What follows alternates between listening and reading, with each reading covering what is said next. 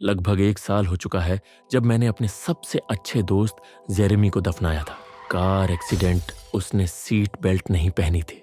उस मनहूस रात की वो एक कॉल जिसने सब कुछ सिर्फ 5 शब्दों में बदल दिया। हेलो। मुझे उस रात उसके साथ होना था, लेकिन मैंने आखिरी समय पर मना कर दिया था। मैंने उससे कहा कि मैं थका हुआ हूं, हम अगले वीकेंड मिल लेंगे। मुझे फिर कभी मौका ही नहीं मिला। तब से मैं खुद को ही दोष दे रहा हूं। शुरू में ये गिल्ट इतना ज्यादा नहीं था, ये धीरे धीरे चुपचाप मेरे अंदर बसता चला गया। मैंने खाना पीना छोड़ दिया, ठीक से सो नहीं पाता था, काम पर ध्यान नहीं लग रहा था। मैं हर हफ्ते उसकी कब्र पर जाने लगा, जैसे शायद इससे कुछ ठीक हो जाए। बस वहां बैठकर हवा से बातें करता था, उम्मीद करता था कि कहीं ना कहीं वो मुझे सुन रहा होगा। फिर 3 हफ्ते पहले कुछ हुआ। मैं अभी अभी लेट शिफ्ट खत्म करके निकला था। मैं हमेशा घर जाते वक्त कब्रिस्तान के रास्ते से जाता था।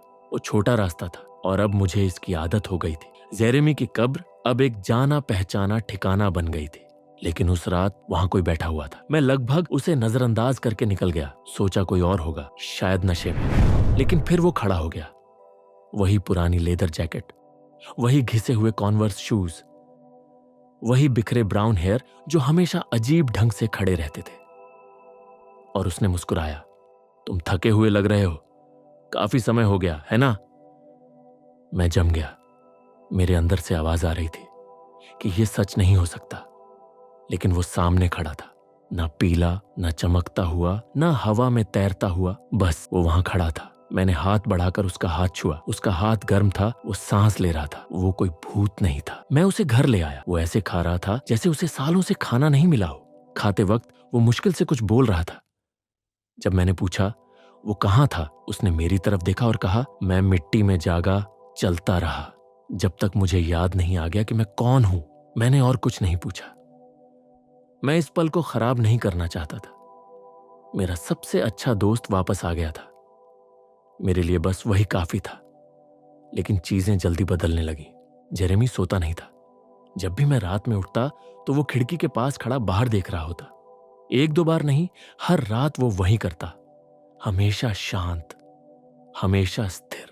कभी कभी मैं उसे अपने आप से बातें करते सुनता था, धीमी और कभी तेज आवाज में, ऐसे शब्द जो बिल्कुल सही नहीं लगते थे। मेरी बिल्ली उसके पास जाने से कतराती थी। जैसे ही वो कमरे में आता वो फुफकारती और दूर भाग जाती।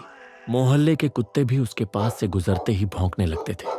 कभी कभी काली भीगी मिट्टी के टुकड़े बाथरूम में, गलियारे में, चादरों पर बिखरे रहते थे। उसने कभी समझाया या बताया नहीं, ना ही ये दिखाने की कोशिश की कि ये सब उसने नहीं किया। कभी कभी मैं उसे अंधेरे में मुझे देखते हुए पाता था। उसकी आंखें रोशनी में ऐसे चमकती थीं जैसे वो कोई खतरनाक जानवर हो। और अगर मैं ज्यादा देर तक देखता तो मुझे उसके पीछे कुछ महसूस होता। कुछ जो मुझे देख रहा था वो जेरेमी नहीं था, या अब नहीं रह गया था। 2 रात पहले मैं अचानक से उठा और वो मेरे बिस्तर के पास खड़ा था। वो हिल भी नहीं रहा था, बस मुझे घूर रहा था। वही टेढ़ी मुस्कान जो वो पहले करता था जब हम कोई शरारत करते थे या क्लास बंक करते थे। लेकिन अब उसमें मजाक नहीं था। वो मजाक नहीं, मजाक उड़ाना था। फिर उसने कहा, जल्द ही जेरेमी का कुछ भी नहीं बचेगा, सिर्फ उसकी खाल रह जाएगी। यह सुनकर मैं दंग रह गया, कांपती हुई आवाज में। मैंने उसे घर से निकल जाने को कहा। मैंने पुलिस बुलाने की धमकी भी दी, बट वो जरा भी नहीं हिला, बस धीरे से अपना सिर टेढ़ा कर लिया। फिर उसने उसी फुसफुसाहट में दोबारा कहा, वही भाषा जो इस दुनिया की नहीं लगती। और तभी लाइट चली गई। मेरा फोन अपने आप टूट गया। बीच से दरार पड़ गई, जैसे जमीन में फॉल्ट लाइन बनती है। मुझे नहीं पता उस रात मैं किसे घर ले आया, लेकिन वो जेरेमी तो नहीं है। वो उसका चेहरा पहनता है, उसकी आवाज, उसकी यादें, और मुझे पता है वो अभी भी इसी घर में है।